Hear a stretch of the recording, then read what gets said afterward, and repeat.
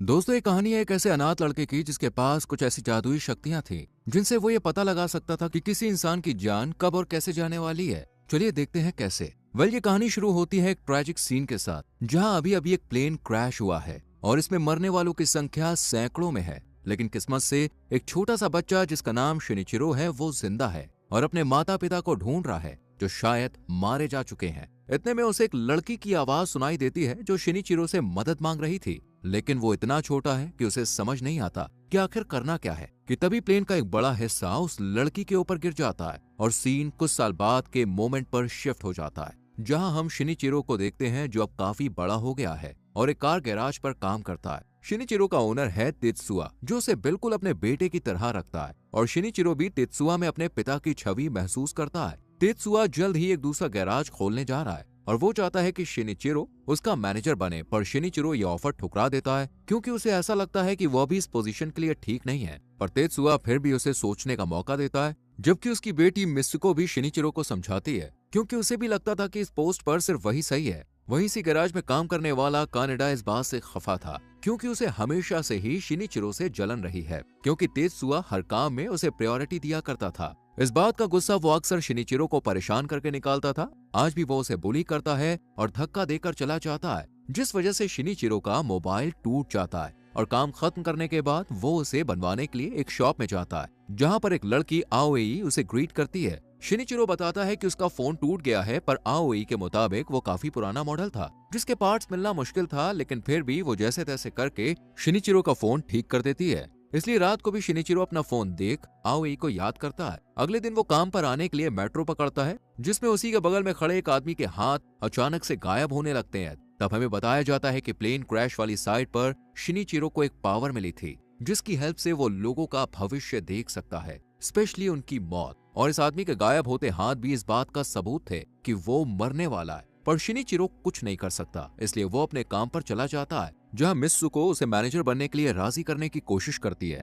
लेकिन शिनिचिरो कुछ खास जवाब नहीं देता। रात को वो उसी मोबाइल शॉप के सामने से गुजरता है और उसकी नजरें अब भी आओई को ही ढूंढ रही थी। इतने में एक अजनबी उससे टकरा जाता है और शिनिचिरो क्यूरियोसिटी के चलते उसका पीछा करता है ताकि पता चल सके कि उसके साथ क्या होगा। और कुछ दूर जाते ही एक कार उसे कुचलकर निकल जाती है। शिनिचिरो को अफसोस था कि वो उसके लिए कुछ नहीं कर पाया, इसलिए वो काफी परेशान भी हो जाता है और अगले दिन मित्सुको से कहता है कि अगर उसे ऐसी शक्ति मिल जाए जिससे वो लोगों का भविष्य देख सके, साथ ही उसे पता चल जाए कि कौन कब मरने वाला है, तो वो क्या करेगी। इस पर मित्सुको कहती है कि ये शक्ति नहीं अभिशाप है, इसलिए उसे ऐसी कोई शक्ति नहीं चाहिए। यहाँ शिनिचिरो देखता है कि एक बार फिर से उसका मोबाइल खराब हो रहा है, इसलिए वो फिर से आओई के पास जाता है और फोन ठीक करवाता है। लेकिन ये देखकर घबरा जाता है कि आओई के हाथ भी गायब हो रहा है, इसलिए वो उसे बचाने का फैसला करता है और काम खत्म करने के बाद मिलने के लिए बुलाता है। आओई भी पहले तो सोचती है, फिर कॉफी शॉप में मिलने का प्रॉमिस करती है, जहाँ शिनिचिरो देखता है कि आओई के हाथ ठीक हो रहा है और वो बहुत खुश होता है। आओई पूछती है कि उसे यहाँ क्यों बुलाया है। इस पर वो कहता है कि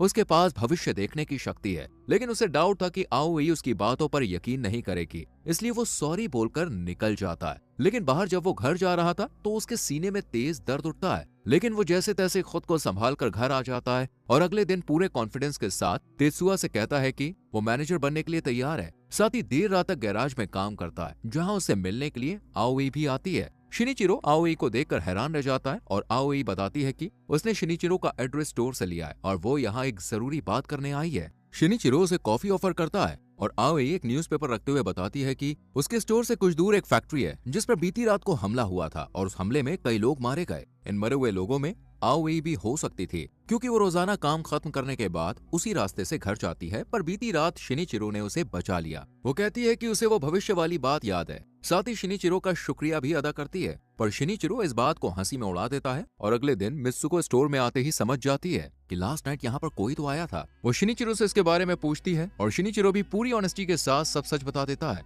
इस पर मित्सुको खुश होती है क्योंकि ये पहली बार था जब शिनिचिरो किसी से दोस्ती कर रहा था, जबकि इससे पहले तो उसने किसी को अपने पास भी नहीं आने दिया। यहीं पर हमें एक छोटी सी पास्ट की कहानी बताई जाती है, जिसमें तेत्सुआ के गैराज पर एक मारिको नाम की लड़की काम करती थी। मारिको शिनिचिरो को पसंद करती थी, लेकिन शिनिचिरो ने उस पर कभी भी ध्यान नहीं दिया। इसलिए मारिको गैराज पर आने वाले एक रईस कस्टमर के साथ रिलेशनशिप में आ गई और यहाँ से हमेशा के लिए चली गई। कहानी फिर से प्रेजेंट में आती है, जहाँ मिस सुको और शिनिचिरो को तेत्सुआ की आवाज सुनाई देती है, जो कानेडा पर चिल्ला रहा था, क्योंकि वो तेत्सुआ को बिना बताए गैराज से किसी ग्राहक की गाड़ी लेकर डेट पर गया था। पर कानेडा अपनी गलती मानने की जगह उल्टा तेत्सुआ और शिनिचिरो पर गुस्सा करता है और शिनिचिरो को हिट भी करता है, जिस वजह से तेत्सुआ उसे एक जोरदार पंच मारकर काम से निकाल देता है। लेकिन कानेडा के जाते ही शिनिचिरो तेत्सुआ के हाथों को देखता है, जो अचानक गायब हो रहे थे। मतलब तेत्सुआ की जान को भी खतरा है, पर शिनिचिरो उसे अपने पिता की तरह मानता था, इसलिए वो उसे बचाने का फैसला करता है और काम खत्म करने के बाद उसे अपने साथ डिनर करने को कहता है। तेत्सुआ भी मान जाता है और दोनों पैदल रेस्टोरेंट की तरफ जाने लगते हैं।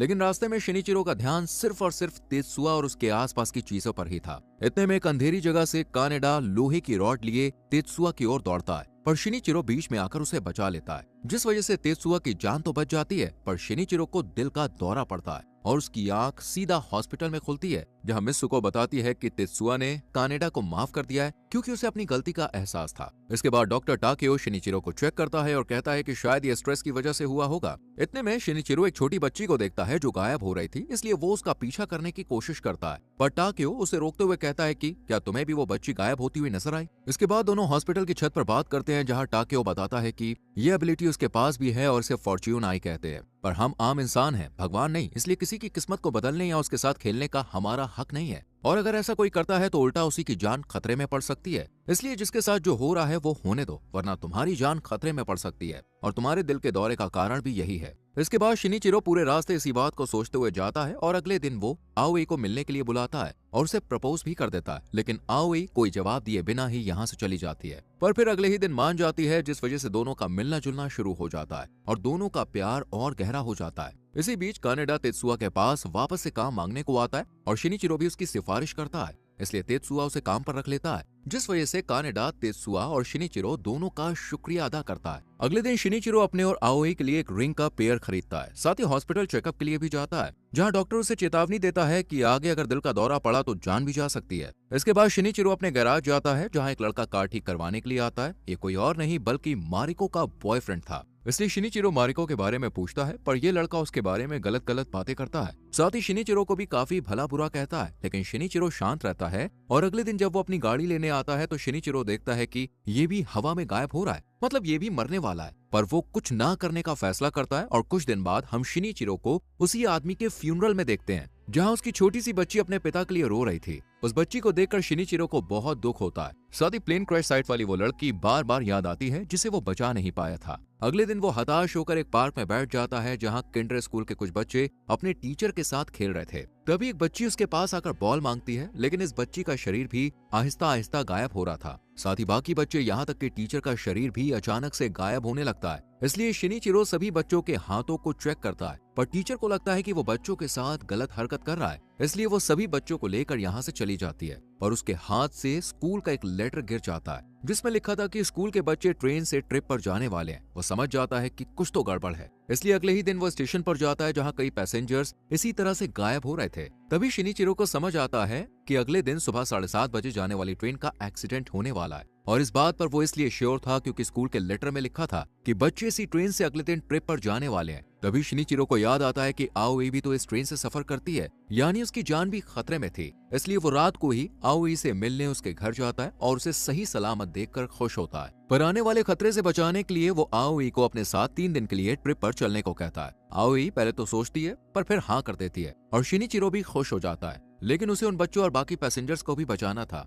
इसलिए वो स्कूल में ट्रिप को कैंसिल करने के लिए फोन करता है, पर कोई वैलिड रीजन ना होने की वजह से स्कूल अथॉरिटी ट्रिप कैंसिल करने से इनकार कर देती है। शाम को शिनिचिरो एक लेटर लिखता है, जिसमें वो आओई को सब कुछ सच सच बता रहा होता है, जिसमें ट्रिप की झूठी बात भी शामिल है। साथ ही वो ये भी लिखता है कि वो आओई से कितना प्यार करता है, और उसकी पूरी प्लानिंग अगली सुबह वेस्ट हो जाती है, जब आओई उसे मैसेज करके कहती है कि उसकी कोवर्कर की तबीयत खराब है, इसलिए उसे स्टोर जाना पड़ेगा। ये मैसेज पढ़ते ही शिनिचिरो स्टेशन की तरफ भागता है, पर घर के बाहर ही पुलिस उसका इंतजार कर रही थी। दरअसल स्कूल टीचर ने उसके खिलाफ कंप्लेन की थी कि वो बच्चों के साथ मिसबिहेव कर रहा था, लेकिन आओई को बचाने के लिए वो पुलिस से बचकर भाग निकलता है और स्टेशन पहुंचकर देखता है कि आओई तो ऑलरेडी ट्रेन में चढ़ चुकी है, इसलिए वो एक टैक्सी पकड़कर दूसरे स्टेशन पे पहुंचता है ताकि यहाँ पहुंचने से पहले ही ट्रेन को रोक ले। यहाँ शिनिचिरो देखता है कि कंस्ट्रक्शन का काम चल रहा है, जिसे देखकर शिनिचिरो समझ जाता है कि कंस्ट्रक्शन में यूज हो रही एक क्रेन ट्रेन के डिब्बों पर गिर जाएगी और वो सभी लोग मर जाएंगे। पर शिनिचिरो ऐसा नहीं होने देता, बल्कि एक स्मोक कैंडल लेकर ट्रेन के सामने खड़ा हो जाता है। आओई, जो इंजन के ठीक पीछे वाले डिब्बे में थी, वो भी शिनिचिरो को देख लेती है और ड्राइवर को ट्रेन रोकने को कहती है और ड्राइवर भी ट्रेन रोक देता है। इतने में हमें क्रेन भी गिरती हुई दिखाई जाती है, यानी शिनिचिरो ने इस ट्रेन एक्सीडेंट को रोक लिया था और सभी पैसेंजर्स की जान बचा ली थी। आओई तुरंत ट्रेन से बाहर आती है, जहां शिनिचिरो पटरियों पर ही बैठा हुआ था।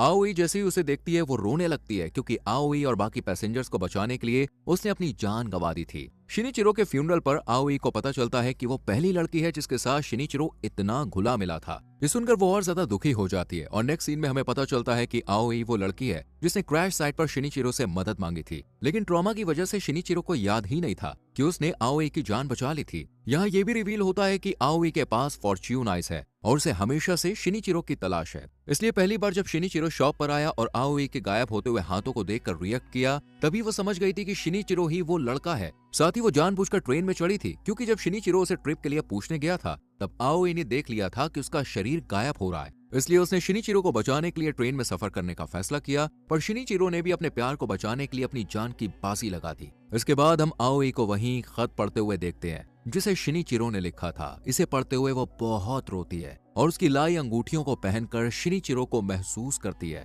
और इसी के साथ ये कहानी यहीं खत्म हो जाती है। तो दोस्तों, कैसी लगी आपको ये कहानी हमें कमेंट करके जरूर बताएं। वीडियो को लाइक और शेयर करके हमारे चैनल फिल्म एडिक्ट को सब्सक्राइब करें और बेल आइकॉन प्रेस करें, जिससे आने वाली मूवीज एक्सप्लेनेशन मिस ना हो। मिलते हैं अगली वीडियो में।